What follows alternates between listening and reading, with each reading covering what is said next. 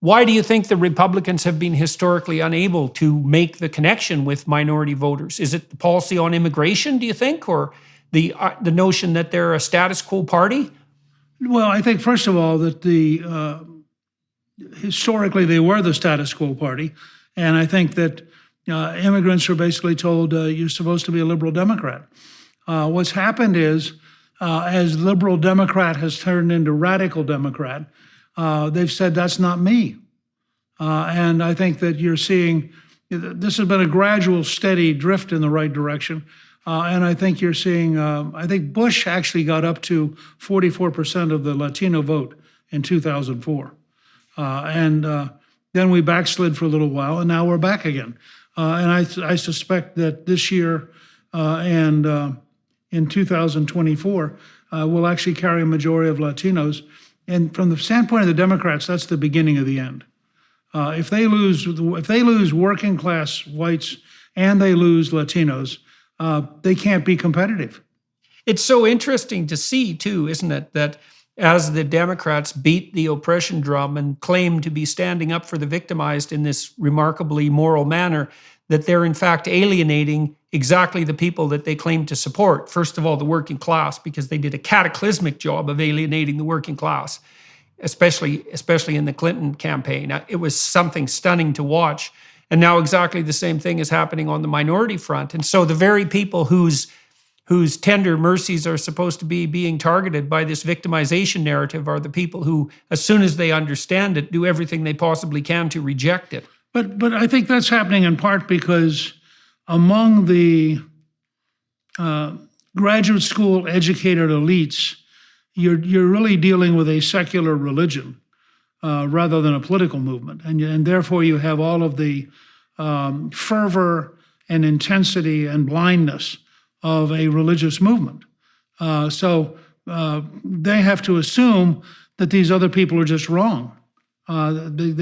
They can't hear them because the messages being sent to them by minorities and by working class whites are messages which are heresy given their secular religion. And I think that's at the heart of this. That's why you kind of somebody like Bill Gates say recently that it's really good we have these really high prices for fossil fuels, because that's really going to lead people to understand how important greenism is. Well, if you're a family that's going to have an electric blackout this winter, or you're somebody who can't afford to buy heating oil, and you somehow think a billionaire telling you how good it is for you to be in pain is probably pretty stupid. Yeah, well, the Deputy Prime Minister in Canada, Chrystia Freeland, said exactly the same thing about high gas prices in Canada at the pump. It's like it's good for people to pay a little bit more when they're filling up their car because it helps them understand just how serious the climate crisis is. Now, you describe this as a secular religious movement on the left.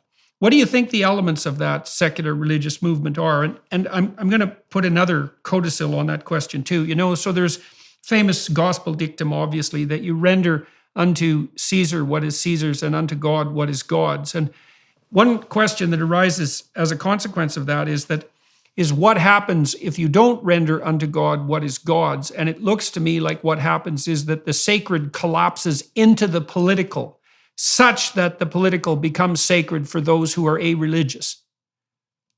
It's inevitable. And I've been thinking about this from a psychological perspective, So if you imagine that we have a hierarchy of conception, such that some things we perceive and conceive of are shallow and other things are deep, and the deep things are those upon which many ideas are dependent.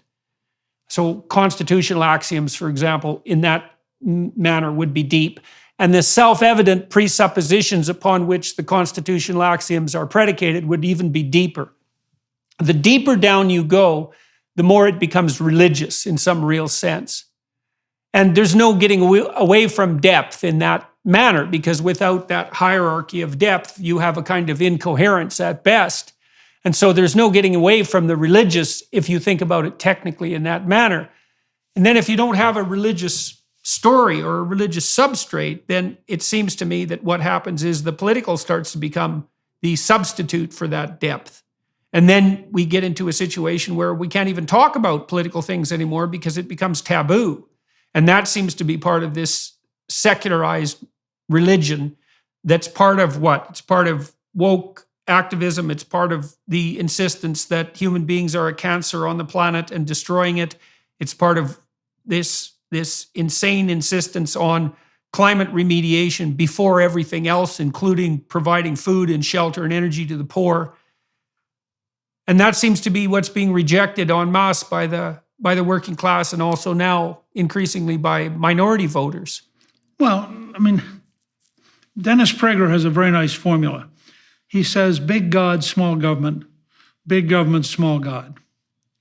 And in a way, when I described... Oh, yes, I haven't heard him say that. But when I described big government socialism in my most recent book, I was trying to get at this notion.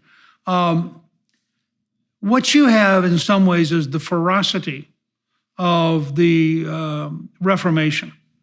You have the kind of attitude which was captured in A Man for All Seasons, where the son-in-law is asked, would you knock down a law to get at the devil? And he says, well, of course. And he said, and then would you knock down the next law? And then when you finally end up having driven the devil all the way to Wales and he turns, what is going to stand between you and him now that you've knocked down all the laws? And I think what you have on the left is the ferocity of the Reformation, the ferocity of the French Revolution at its peak.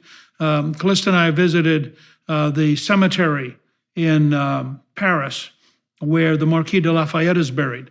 And it was a cemetery. He personally was not harmed by the revolution, but his wife's relatives were all aristocrats and they were all guillotined. And they were buried in that cemetery, and so she asked that he and she be buried there. It's also the cemetery in which the Catholic nuns were buried who had gone singing to the guillotine because they refused to give up Christ, and they were therefore had to be guillotined. It's the ferocity of Leninism, which annihilated much of the social structure of Tsarist Russia. It's the ferocity of Maoism, which annihilated much of the structure, the Confucian structure of China.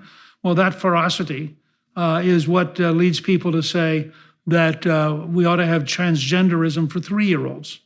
We ought to make sure that we have black dormitories in the name of anti-racism, that we ought to make sure that white males don't get hired for anything because they're clearly the source of all of our problems, that we ought to condemn Christopher Columbus for having discovered the New World because somehow he eliminated the purity of Native Americans, which requires a stunningly ahistorical understanding of Native Americans. All of this is a modern religion, and I think has to be dealt with. That's why I'm working on this paper on the Democratic Party's two wings as weird and insane.